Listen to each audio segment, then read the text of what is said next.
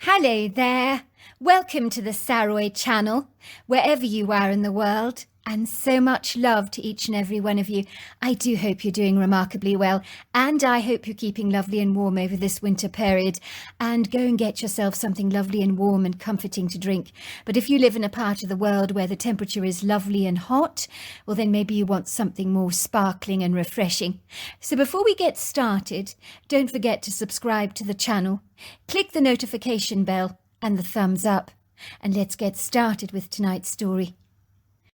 Dear Sarah and all your lovely listeners, Julia Parker could not describe the exhilarated feeling that overcame her when she first laid her eyes on the beautiful lakefront property she and her husband had impulsively purchased. Well, if the truth be told, it was Julia that had insisted they bought the house. Suffice to say, her husband didn't have much of a say in the matter, and all his objectionable protests had simply fallen on deaf ears, as Julia could have very selective hearing when the need arose, and could be mulishly stubborn at the very best of times. One Oar Missing was the name of this prepossessing lakefront property. It was probably not the most practical home when you're raising a young family, but the strong-willed, perversely contrary Julia didn't want to indulge herself in those kinds of pessimistic ruminations, or any unfortunate impracticalities that might subject her dream to a bulldozer of disappointment. Besides, they would never affect her family, she thought. She'd always perceived that bad things only ever happened to other people. You heard about it on the news, but never to her family.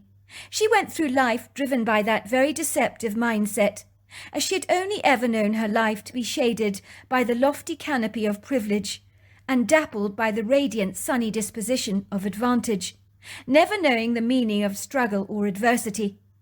But to be fair to her, she had endured one significant setback in her life that had caused her a great deal of distress and heartbreak, a hysterectomy after the birth of her first child, which had led to some unfortunate fortuitous complications, which meant that to save her life, her womb had been removed, so she was unable to have any more children.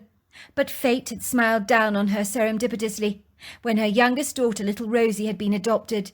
Beyond that, life had shone down favourably on Julia Parker, without a black, stormy cloud in sight. She had 2 children, Simon 6, and little Rosie, the adopted child, who was 4, and they were her entire world. When Julia Parker saw the colonial property through the gaze of her judicious, discerning eyes that appreciated beauty and history, she knew she had to have it. So considering her children's safety was all but a fleeting afterthought that had not engaged her attention. The estate agent, a gentleman called Carson McGee, had known from the moment he'd laid eyes on Julia Parker that this precocious, self-indulgent woman would not be able to resist buying the showstopper house that was one of a kind. Let's just say he'd clocked up years of experience as a property agent, and there were some predictable people that were a par for the cause, that you could read like a book, and Julia Parker was as translucent as a clear pane of glass. It was apparent that Julia was attractive in a brassy way, with her peroxide blonde hair and a permanent golden tan, that if she didn't get sunning herself on a beach somewhere tropical, would certainly come from a tanning salon. She was affluent, spoilt, insular, cliquey, the kind of woman who'd grown up mollycoddled by both of her parents, who had indulged her every whim. A woman so used to getting her own way and having everything she ever wanted, from designer handbags to holidays in exotic, far-flung corners of the globe, where she would luxuriate on a tropical beach, bathing her body under a baking sun, so that she could return home always with that golden, enviable tan. Carlson smiled inwardly to himself when he observed Julia's dark, hungry eyes that drooled over the property as if she was salivating over a chocolate eclair. She was wearing fabulously trendy designer jeans that twinkled with so much bling, along with ornate leather cowboy boots that did not come cheap. There were diamond studs in her ears, and a silver necklace she wore around her neck, with a diamond pendant with the initial J on it that she probably never ever took off. The woman had lots of taste, but money had soured her personality like curdled cream, giving her that self-entitled air that can be incredibly unattractive to the casual observer. She stood as still as a marble statue, surveying the house as if breathing it in through her lungs like an irresistible evocative perfume that she couldn't get enough of. She was wearing that pretentious must-have look on her face that he'd seen rather frequently on some of the self-entitled, priggish, overbearing people he'd sold houses to before in the past. The uppity, posturing types that would literally stamp their feet arrogantly, like a capriciously belligerent child, if they didn't get their own way. Carlson McGee sensed that Julia Parker's husband was not as bedazzled or awestruck by the property as his wife appeared to be. His worried eyes kept glancing towards the twinkling lake, surrounded by a plethora of graceful-looking weeping willows. But judging by his defeated, somewhat demure demeanour, Carlson doubted that the poor man would have much of a say in the matter as to whether they would buy the house or not, as what Julia Parker wanted, Julia Parker invariably always got. It was more than apparent who actually wore the pants in the household, and it wasn't her husband. It was clear that Julia dictated the choices in their lives, like a demanding, punctilious headmistress. The couple had arrived at the property in an opulent-looking silver Porsche, and Carlson had rubbed his hands in glee. Clients like this could be an easy sell, but he did have a few hurdles to overcome first. For most people, a house with a lakefront view was an irresistible purchase that they couldn't refuse. The square, symmetrical house stood up proudly against the verdant countryside, like a shimmering white pearl. It had 5 windows across the front, with pale blue Wedgwood-colour shutters, dented mouldings along the eaves, pedimented dormers jutting from the grey roof, and flattened columns on the side of a very attractive pale blue front door. There was a stone path that ran directly through the lawn from the front door of the house to a large covered pergola, covered with hanging purple clematis and bedecked with sumptuous-looking outdoor furnishings that overlooked the shimmering lake, and situated adjacent to that was a sizable boathouse. One oar missing was as pretty as a picture, and the yard boasted flowery borders ablaze with summer perennials, framed by geometric hedges of both box and lavender. Over the years, Carlson had been very good at reading body language. It went with the territory of being an estate agent. He watched curiously as the young woman marched ahead of her husband, leaving the poor man trailing behind her like a lost, abandoned stray dog. The woman's peroxide blonde hair was buried beneath the black velvety cowboy hat, but a curtain of her hair trailed over the top part of her back. Her Gucci bag was swinging merrily over her shoulders, while a pair of Ralph Lauren designer sunglasses shaded her eyes from the bright glare of the morning sun. The woman thrust her cell phone into her bag and hurriedly ambled over to Carlson, with her well-manicured hands stretched out. "Oh, thank you for seeing us at such late notice. I do apologize for the delay. I saw the property online, and I absolutely knew I had to have it at once. Well, sorry, I shouldn't be so presumptuous, should I? I absolutely knew I had to see it at once. My name is Julia Parker, and you are?" "Pleased to meet you, ma'am. My name is Carlson. I'm Carlson McGee. So tell me, before I show you around the interiors of the property, what are your first impressions? Do you like it?" "What is there not to like? I'm enchanted, totally enchanted. Oh, my word, the viridescent countryside, the spectacular lakefront views, the wood grove, the meadows, the stable block, the outbuildings, and then there's this house. I have a thing for colonial architecture, you see. It's much more relaxed, isn't it? So much less formal than Victorian architecture. It's got more of a relaxed country feel about it. Let's just say this house for me ticks all the boxes. I'm hoping it's as good on the inside as on the outside, because if it is, I'm going to be a very happy bunny." "Glad to hear it. I assure you, you won't be disappointed by the interiors. The whole house has been recently refurbished by the previous owners." "Ah, I think this must be your husband," he said as Mr. Parker came barrelling towards them. He was clearly out of breath. "Oh, yes, I clean forgot about my husband. I do apologize. This is my husband, Eddie Parker," said Julia, introducing her husband to the estate agent. "Pleased to meet you, Mr. Parker. said Carson, studying the man with a keen interest. He was a very good-looking gentleman, golden skin, green eyes, a medium-sized, slender build that suggested he would look quite dapper in a suit. He was a well-educated man, probably with a plethora of degrees behind him, who clearly came from a privileged background. He was wearing a navy polo shirt and trendy-looking cream-coloured chinos, and Carson could not help but notice the expensive Rolex watch on his wrist. It was definitely not a fake. It was almost as blinding to look at as the obtrusive, impertinent glare of the morning sun. Eddie Parker furrowed his eyebrows together and looked at his wife with a troubled, aggrieved expression on his face. Julia Parker sighed, as if her husband was an annoying mosquito on her cheek that she seriously wanted to swat. "What is it, Eddie? What on earth is the matter?" she asked, speaking to him in a condescending tone of voice. Carson was very glad that his wife never spoke to him like that. But men like Eddie Parker looked like they could easily be pushed around and trampled underfoot by forcefully dominating women like Julia. "It's the lake, sweetheart. I'm exceedingly troubled about the lake. You have to admit it's a grave concern. What about our children? They can't swim. I think it would be exceedingly reckless buying a property like this when we have children to consider." "Oh, goodness gracious, what about the lake? It's stunningly beautiful. It's one of the key reasons I came to look at this property. I've always dreamed of a lakefront home." "That's not the point, sweetheart. What I'm saying is if we raise children here, there's a grave risk that one of them could drown in the lake. I think this house may not exactly be child-friendly." "Oh, for God's sake, Eddie, do you have to be so damn bleak? Of course our kids will not drown in the lake. That could never happen to us.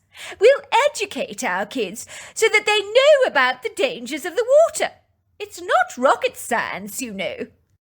The only reason some children drown, Eddie, is because their parents are irresponsible and don't educate them on the dangers of water.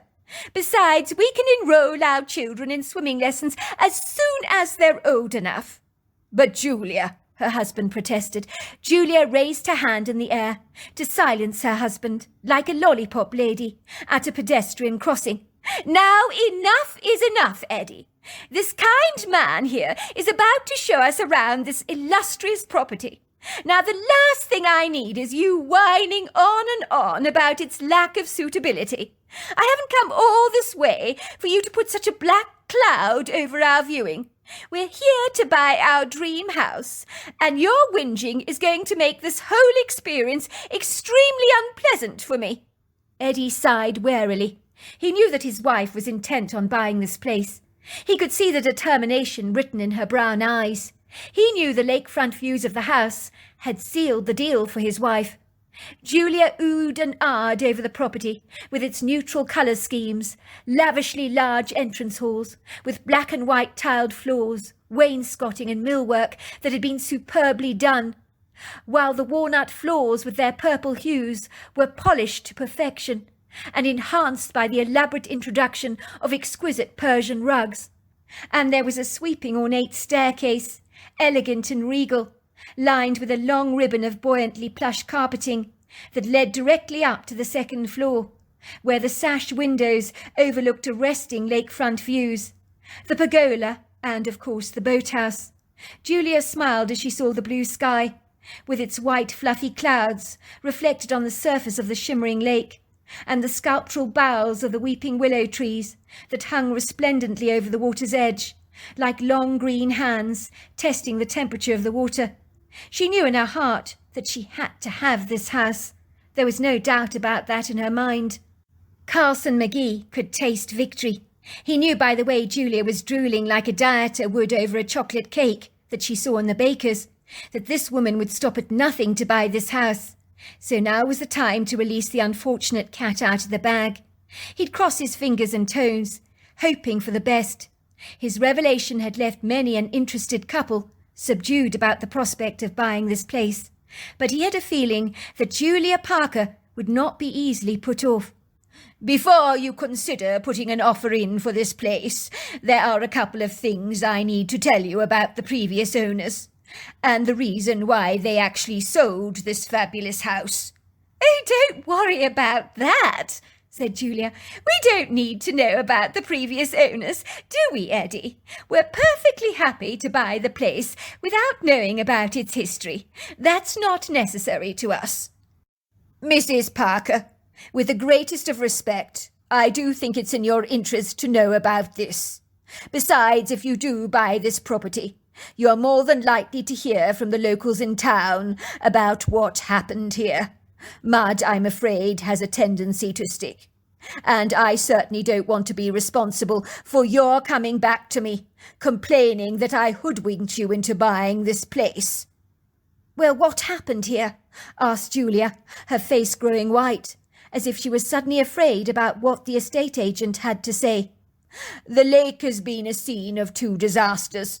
A 5-year-old boy drowned in the lake in the 1800s, and more recently, 4 months ago to be exact, the couple who owned this property lost their child in a drowning accident. He drowned, I'm afraid, in the lake." "That's terrible," said Julia. "Quite terrible. I had absolutely no idea."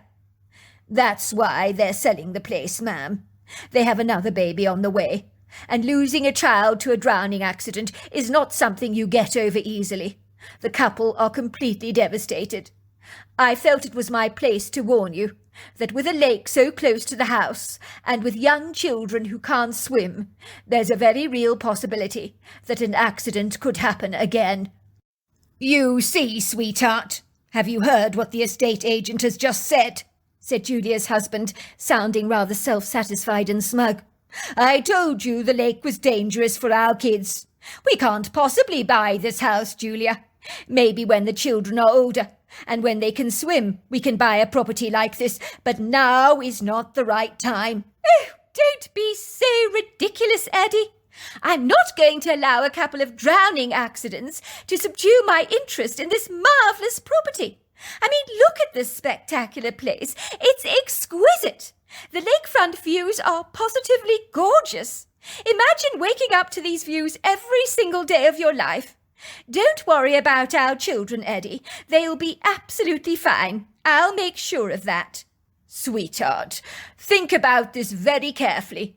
Is it really safe for our children to play around here with the lake out there?" "Goodness gracious me, Eddie. Listen to yourself. You really do know how to throw a spanner in the works and look at everything through a gloomy, rather cheerless pair of lenses. What happened to those other children will not happen to ours. They will be perfectly safe here. I can assure you of that. We'll teach them the dangers of water, and I'll take them for swimming lessons when they're old enough." She turned around to the estate agent while her husband squirmed. "We'll take the property. Tell the sellers we'll give them the full asking price, won't you?" And so it was. Despite Eddie's grudging reluctance about the property, the couple moved in with their 3 cats and 2 Jack Russell dogs, Polly and Piper, and their 2 children. Juliet felt as if she'd died and gone to heaven, for this house was unequivocally the sumptuous, cosy house of her dreams. Eddie worried incessantly about the lake. The thought of losing one of his kids to a drowning accident was something that haunted his darkest nightmares. But it was impossible to stand up to his intransigent, bull-headed wife, who could eat him up for breakfast if he wasn't careful. 2 days after moving into the property, Julia discovered her 3-year-old daughter Rosie in her bedroom, playing with her dolls and teddy bears circled around her in the middle of the floor. She was talking away to someone very happily and giggling, but there was no one actually there. It was an airy feeling watching her daughter interact with a so-called imaginary friend, for the energy in the room made Julia feel as if somebody else was there, but she couldn't see anybody else. "I don't want to play with my brother's soldiers. They're horrible. It's a boys' game. I like to play with my dollies. We can play nurses and doctors if you like.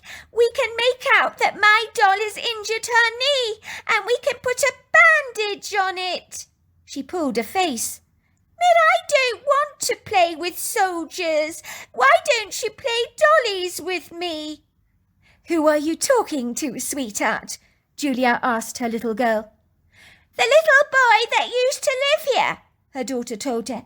He told me the lake swallowed him up one day and ate him up. He says the lake is very, very bad and that I mustn't go near the water because the lake gets hungry and will swallow you up like a great big whale. Julia's blood ran cold. Was her daughter really speaking to someone? What's his name? She asked her daughter incredulously. What is his name, your friend, I mean? He says his name is Simon Burnstone. He's called Simon. Julia shivered in astonishment. That was the name of the little boy who drowned in the 1800s. Was it possible that her daughter was actually speaking to a dead boy? Well, Simon is obviously a very clever young boy, she said. He knows what he's talking about. The lake is like a big whale. It can swallow you whole, so you mustn't play there. Do you understand? Yes, Mummy, I'm not going to go anywhere near the lake because the lake is a big whale and it's very, very hungry and it wants to eat me, so I don't want to go anywhere near it. Because, as I told you, Simon says it's always hungry. It ate him up, so I don't want it to eat me up. There's a very good girl. You don't want to go anywhere near the lake. 2 weeks later, the housewarming party that Julia had organised had been a huge success. She had invited some of the couples from the Buckhead neighbourhood in Atlanta to join them, where the Parkers used to live, before they finally moved to the countryside. They enjoyed a barbecue, salads, plenty of drinks and pavlovas covered with whipped cream and plenty of fruit for dessert. Everyone had oohed and ahed about how fabulous the property was. The day had been magnificent, and some of the couples had enjoyed a leisurely row across the lake. Once everyone had left, only Julia's best friend Penny remained behind, as she had been invited to stay over for the weekend. Oh, my darling, what can I say? This house of yours is simply divine, said Penny. She stared out at the lakefront views, toasting them celebratorily with a glass of champagne in her hands. I simply love it here. I don't mind admitting I am green with envy. I can't imagine what it must be like, Julia, to wake up to such beguiling views every single morning. It's got to be heaven. I'm afraid to have to confess that my apartment in Buckhead seems positively dreary by contrast. I'm almost feeling quite wilted about driving back in the morning. I mean, out here, watching that bedazzling tangerine sunset over the water while drinking champagne makes me feel as if we're on holiday. Do you think our housewarming party was a success? Asked Julia. Sweetie, are you kidding me? Everybody had a rip-roaring time, although I think everybody is drooling with jealousy. But I mean, can you blame them? Look at this house. It's like a palace. The meadows, the wood grove, the views, the lake. Oh, my God, the lake! Who wouldn't want a lakefront view like this? And so close to the house. I mean, it doesn't get better than this. I would quite happily live here without the lake, said Eddie, filling up Penny's glass with yet more champagne. Penny giggled, putting a hand over her glass. If I have any more champagne, Eddie, I'm going to get completely inebriated, and I am a dithery drunk. Last time I got drunk, I woke up in the dog basket with my golden Labrador, and I had no idea how I got there. But I was woken by lots and lots of wet licks all over my face. Well, at least you woke up in your home, and waking up in a dog basket is not that bad, laughed Eddie. Suffice to say, in the morning you'll be sober. So let your hair down. You're not driving, so you can drink as much as you like. Thanks, Eddie. You are a gem, but I don't want to get too sozzled. There's nothing worse than not remembering anything in the morning. More to the point, getting back to what you were actually saying, that you'd happily live here without a lake. Why would you say such an absurd thing? The lake here is what makes your property so spectacular. I couldn't imagine your place without it. We've got 2 kids to worry about. I'm very concerned that they could potentially drown in our lake. 2 children have drowned in this lake before, and I'm terrified that something like that could happen to ours. Unfortunately, me and Julia couldn't see eye to eye on this. Julia seems to think I'm being morbidly fatalistic. She believes that our children will be fine. But children, are they not? And if you get distracted even for a second, that's all it takes for an accident to happen. I did the research. Do you know that over 3,700 people die of unintentional drownings every year in North America? And 900 of those cases are children. Penny raised a brow. Goodness gracious me! I never ever considered the ramifications of owning a lake in regards to your children. And those stats, they're not desperately good. You're saying 2 children died in this lake, she said incredulously, her eyes staring at Eddie in astonishment. That is quite dreadful. It sure is, said Eddie, shaking his head. 1 kid in the 1800s and a child about 4 months ago. That's why the house was up for sale. The parents couldn't stay in the property under the circumstances with a lake that had killed their little daughter. But yet we moved to this lakefront home with 2 kids. It's asking for trouble, don't you think?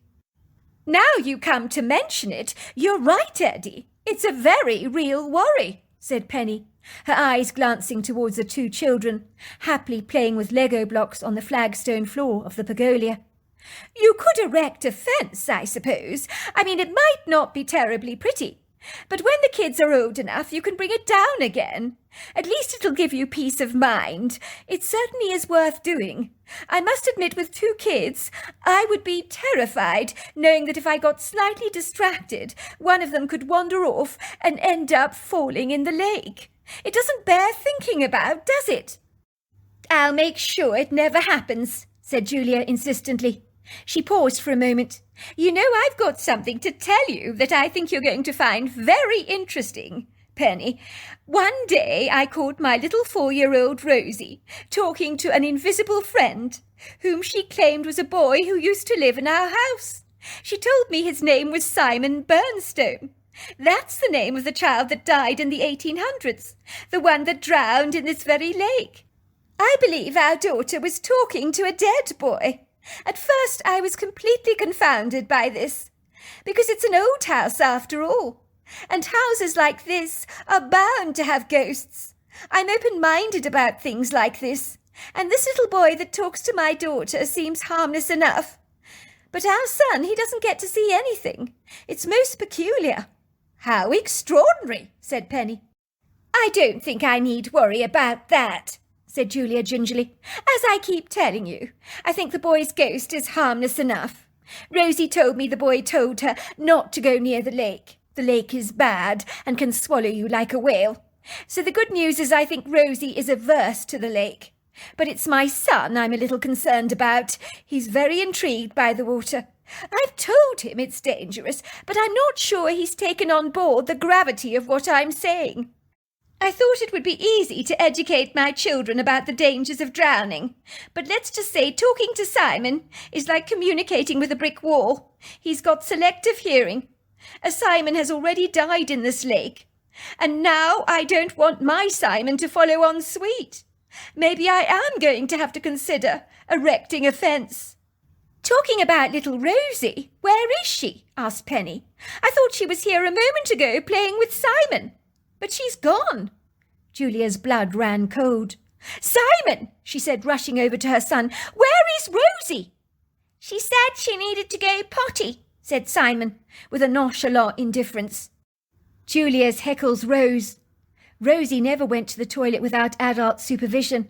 So where was she? Instinctively, even before checking the house, Juliet hurried around the lake as a foreboding feeling overcame her, and she sensed something quite dreadful had happened to her daughter. Supposing she drowned in the lake.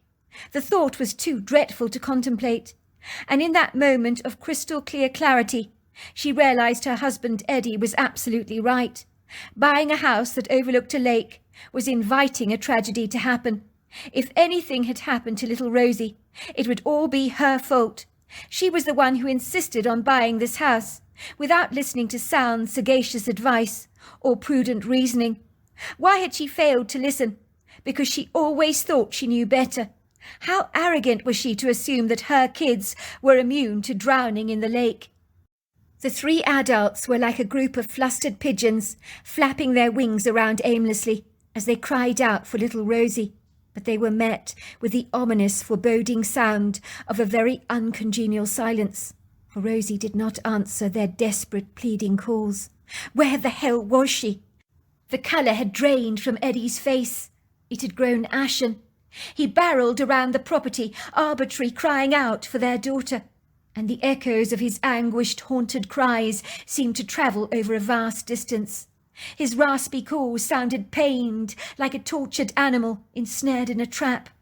The tangerine sun folded up like an old beach chair, and soon a gloomy grey curtain swirled across the sky, deepening very gradually, until a half-moon cheekily peered down through the tenebrific canopy, surrounded by a congregation of silvery stars that lit up the firmament like tiny flickering Christmas tree lights. The 3 adults noticed not the beauty of the night, for their focus was on searching for little Rosie and checking the lake, which naturally superseded any other considerations. For when you live around water and a kid vanishes, the only words that entertain your thoughts like a loud, booming, intrusive drum are the words, "The lake! The lake! Is she in the lake?" It was in that moment that Julia tasted the horrifying revelation that bad things could happen to her too, and her guilt about buying a lakefront property soared over her like an eagle in the wind, as she came face to face with the full momentous gravity of her ignorant foolishness. It was when her husband returned with their daughter's shoe in his hand, that he had found floating upside down in the reeds, that Julia's fears were fully confirmed. Those were the little pink leather shoes her daughter had been wearing only moments before, and one of them had been found tangled up in the reeds. Such a discovery left all 3 adults staring at each other, with grave, very disenchanted expressions on their faces. They were all thinking the same thoughts. Could little Rosie be dead? "Oh, my God!" said Julia, grabbing the shoe, clutching it tightly to her chest. Our daughter is dead!" She unleashed a loud, wailing scream that sounded almost disembodied. "Now, we don't know that for sure," said Penny, trying to reassure her friend. "No news is good news, you know what they say. Maybe she wandered off somewhere, but we need to call the police right away. They will conduct an efficient search for her. Now hold it together, Julia. You can't afford to panic yet, not until the fat lady sings. And even then, you can't lose it. For your daughter's sake, you need to keep it together. Otherwise, we'll never find her." When the police arrived at One Oar Missing House, a search party was immediately dispatched to look for little Rosie, as teams of police officers were now scanning the lake. The dark sky expunged all the light, making the search incredibly difficult. Detective Rees-Meyer sat down with the 3 adults to ask them questions. He was a man in his early 50s, with a silvery head of hair that showed no signs of receding, and a pair of steely grey eyes that were shrewd but also benevolent. He stared around at 3 faces, punctured by regret, where swollen puffy eyelids circumnavigated eyes that were moist with the dew of tears. He could perceive all 3 adults were incredibly distressed, and interviewing disorientated people in this state of mind was never easy. He noted that Eddie Parker was sitting there like a frozen statue, his eyes glazed over like a dead fish, his mouth opening and closing like a coy carp. But when the detective asked him any questions, it was like he wasn't firing on all his cylinders, for it was as if the man had lost his ability to speak. Julia Parker wasn't much better. Her cheeks were covered with a long trail of charcoal-coloured tears, while her face wore worry like a pendant around her neck. The other woman was called Penny. She was a close family friend, but appeared to be sitting there looking bemused, as if she thought she was caught up in an illusory dream. Detective Meyer knew the feeling all too well. When things got too overwhelming for people, They'd often disconnect from reality, as dealing with the gravity of this horrifying nightmare could be far too overwhelming. Detective Meyer knew people reacted to shock in different ways. Before the detective could speak, Julia Parker cried out, "Detective! My daughter! Her shoe was found in the lake! I'm sure she's dead! It's all my fault! We should never have bought this house! What the hell was I thinking?" "Look, Mrs. Parker, I need you to calm down. Being hysterical is not going to assist us in finding your daughter. We have officers out there on the beat, combing the lake even as I speak with their flashlights. But there is no need to panic until we have conclusive answers. I will admit finding your daughter's shoe in the reeds by the lake is not a promising start, but she may well have wandered off. In many of our missing persons investigations, the child is often found safe and well. Now I need to ask you some questions. When did you last see Rosie?" Penny seemed to bounce out of her dreamlike state and immediately answered the detective's questions. "I was the one, detective, that noticed that Rosie was gone. The kids were both playing together with Lego blocks on the flagstone floor of the Bergolia. The irony of ironies is we were actually talking about the dangers of the lake in regards to the children's safety. And that was when I happened to notice that Rosie was gone." Julia began to panic. She asked her son where little Rosie was, and he'd said that she'd gone to potty. But she never goes potty unsupervised, if you know what I mean. Detective Meyer raised a brow. "So your daughter waddled off to go to the toilet, and then vanished. Do you think she'd have gone wandering off to the lake?" This time it was Julia's turn to answer the detective. "Absolutely not. My 4-year-old daughter told me the lake was really bad and could swallow you up. She's very aware of its dangers. Indeed, I have to say, detective, that out of my 2 children, Rosie is the one that is afraid of the water. So why her shoe ended up in the reeds, God only knows." The search for little Rosie had lasted for many long hours through the night, but it had been fruitless, and the search party was finally called off. "We'll be back in the morning, Mrs. Parker, to resume our search and to consider all the alternative options that we might need to adopt in finding your daughter. But until then, you need to get some quality sleep. Otherwise, you won't be able to function properly in the morning." It was with a great deal of reluctance that 3 wary, exhausted adults ascended the staircase to go to bed. Their legs felt like concrete blocks, their hearts heavy and weighed down by a desolate depression, their eyes drooping like tired flowers at the end of a long day. The former light-hearted ebullience of the earlier part of the day had been cruelly vandalized by the inauspicious bodeful horrors that had preceded such a pleasant afternoon. Who would have thought such a blissfully pleasing day could end up going so rancidly sour? Where was little Rosie? Were the only thoughts filtering around their heads. Julia was grateful that one of the police liaison officers had tucked little Simon up in bed and read him a bedtime story until he'd fallen fast asleep. The kind woman had relieved her of a heavy load that she frankly could not have managed. When Julia climbed into the cosy silken sheets of her bed, lying next to her husband, her head hit the pillow, and she was out like a light. And for a moment the pleasure of her dreamy oblivion stole away the horrors of the last few hours. But the respite did not last her for long, when she awoke with a start. She'd heard a strange noise, as if someone had thrown acorns at her window. She sat up, wondering if she'd been dreaming, but the sound came again. She considered whether it was a good idea to actually wake her husband up, but then she knew that he also needed his sleep. She was the one that was up. She should find out what was going on.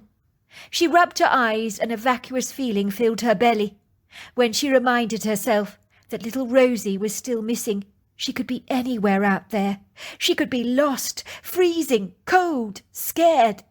She could hear the strange sound again, but when she ran to the window to look out into the yard, she could see only a huge pile of acorns on the ground below, and a few of them had been flung through the open window and were lying on the bedroom floor, and a couple were on the bed. It was exceedingly bizarre, Someone had been throwing acorns at them, but who? And why had they been trying to get their attention? Once again she leant out of the window, looking out at the backyard, but there was nothing. There was a soft moon casting its shadows over the grass, subduing the baleful effects of the night sky. But beyond the tenebrific, lofty silhouettes of the trees that looked like dense cardboard cutouts, there was absolutely nothing to see. Julia hurriedly grabbed her dressing gown. There was no time to waste. She slipped her arms into the silken sleeves of the fabric and tied the silken belt around her waist with a rough knot. She slipped her feet into a silken pair of slippers and gently padded out of the bedroom. Once again she heard the thrashing sound, as if dozens of acorns had been flung at the window. Someone was out there. They were trying to get her attention. It was amazing her husband had not woken up. She tiptoed past her friend's bedroom and was surprised to see that Penny had not actually made it to the bed.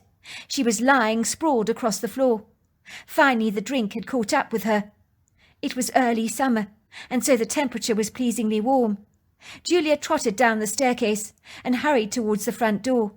She slipped a key into the lock, and before she knew it she was running on the grass, the moist dew dampening the hem of her dressing gown. The air smelt fragrant with jasmine. The trills of crickets and frogs filled the night with their cheerful choruses.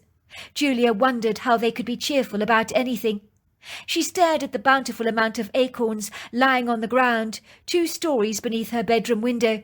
There were hundreds of them that had been flung at her window.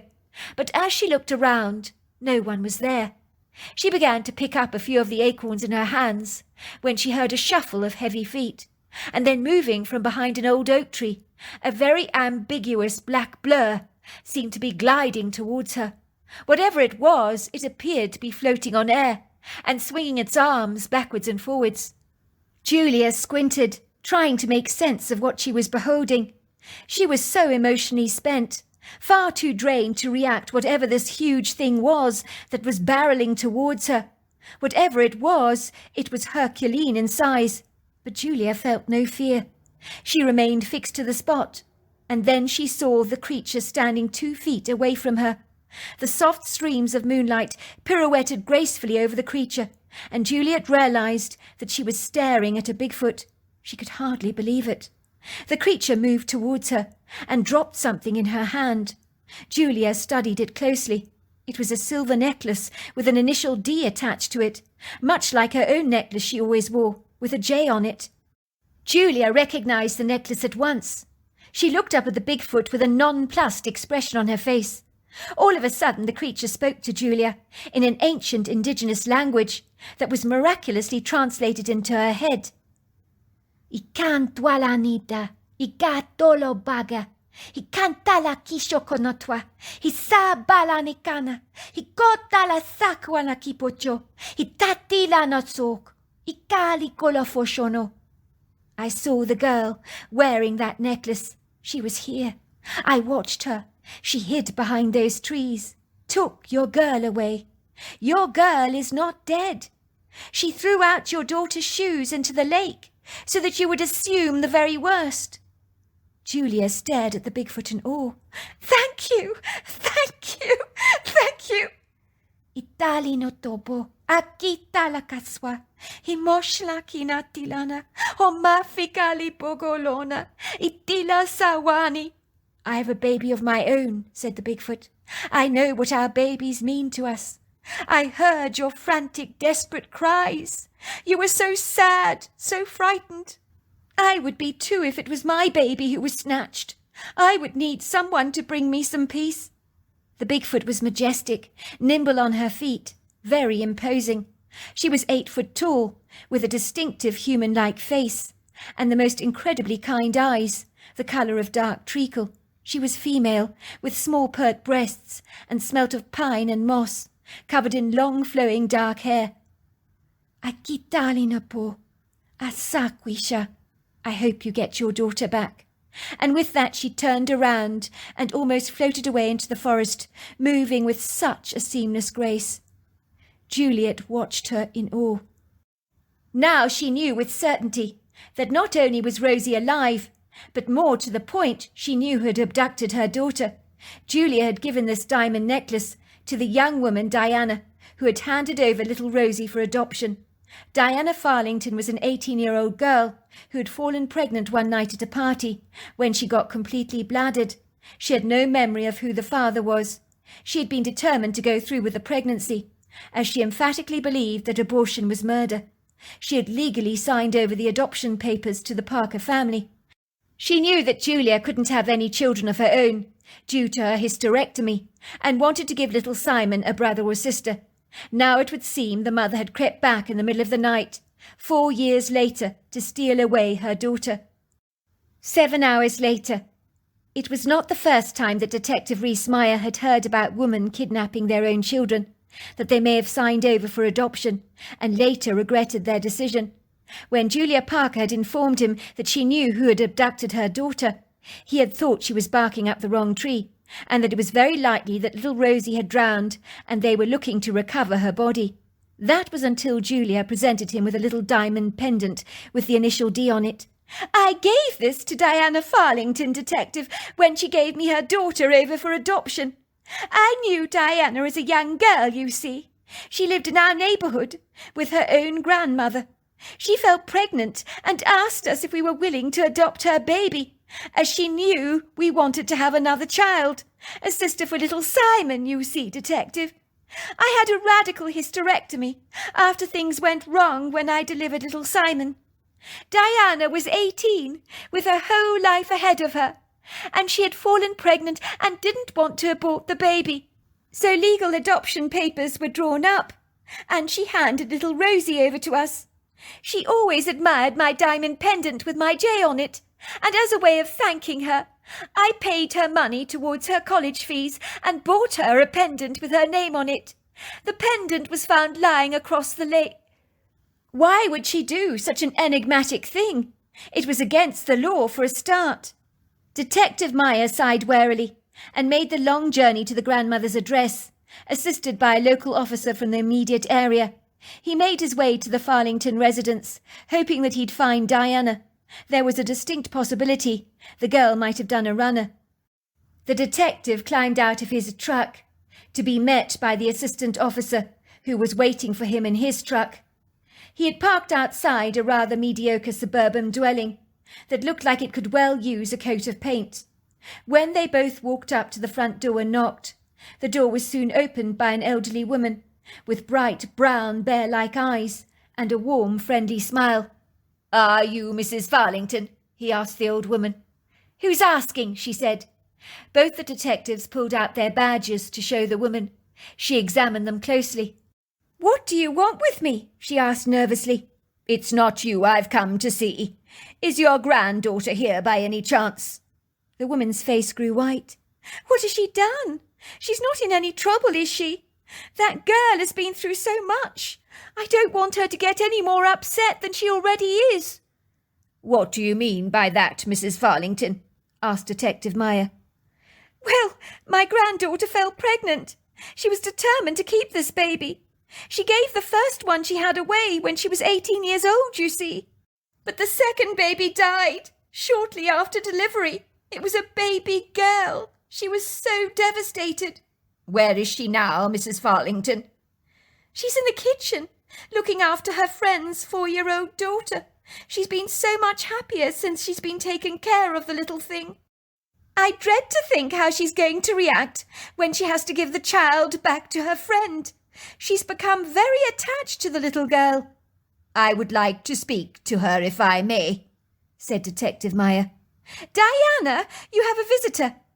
Detective Meyer walked towards the young woman, who was seated on the floor, playing with a little girl. She looked up at him. He dropped the diamond necklace in her lap. She picked it up and examined it in surprise. "I'm sure you know why we are both here, Diana," he said. The girl reddened. Tears spilled down her cheeks. "You're here for Rosie, aren't you? You want to take her home? You want to take her back to where she belongs?" Little Rosie looked up. "Am I going home to my mummy and daddy?" she asked happily, seemingly unfazed about having been whisked away by a perfect stranger to a different location. Rosie was always a happy child. You are, said Diana, giving the girl a hug. I'm so sorry, Detective. I know I shouldn't have taken Rosie away, but I've just lost my baby, and I wasn't thinking clearly. I didn't mean to do it. I'm really, really sorry. I know all about it, Diana, but you can't just go and help yourself to the child you willingly signed over for adoption. You could be charged. You do realise that? Please, Detective, I don't want to go to prison. I promise you it'll never happen again. And so it was. Rosie returned home safely, to the loving charge of her mother and father. Juliet had compassion towards Diana, and refused to file any charges against her. But she did insist that the young girl received counselling. Juliet Parker ensured that they put a fence around the lake, and her daughter Rosie no longer sees the ghosts of the little boy that drowned there. But Juliet says that on a plethora of occasions she has seen the Bigfoot around, and it has waved at her from the woodgrove. So there you are. That's my story. Wow, what an incredible story. Until next time, goodbye and good night.